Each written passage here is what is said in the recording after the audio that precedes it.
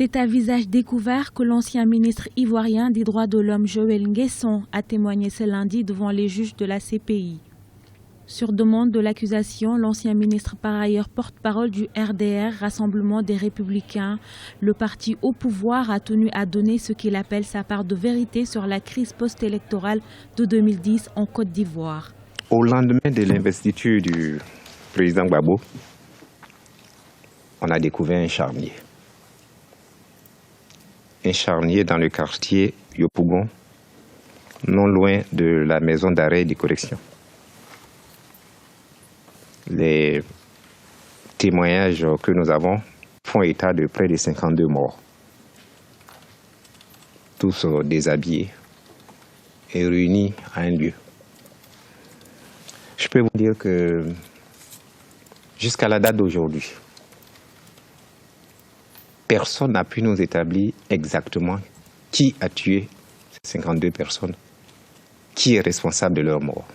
Témoin de la crise post-électorale de 2010 à 2011, le témoignage de Joël Nguesson ne se vaudra ni à charge ni à décharge.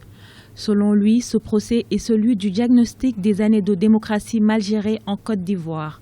C'est comme si ces 52 personnes se sont réunies à un endroit, se sont tirées elles-mêmes des balles dans le corps après s'être déshabillées.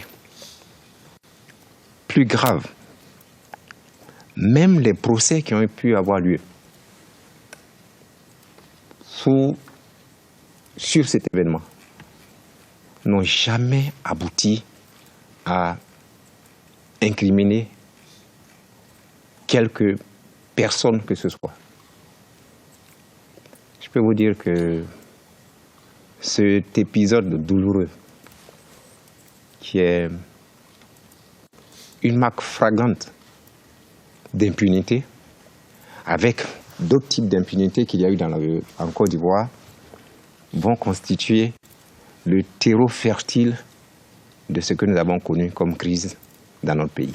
Accusé de crimes de guerre et crimes contre l'humanité, le procès de Laurent Gbagbo et le leader de l'ex-Galaxie patriotique s'est ouvert depuis janvier à la Cour pénale internationale de La Haye.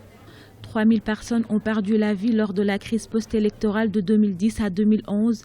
Quel impact peut avoir le témoignage de celui qui aujourd'hui est le porte-parole du parti du président Alassane Ouattara après avoir servi sous Laurent Gbagbo? Seuls les juges de la CPI ont la réponse.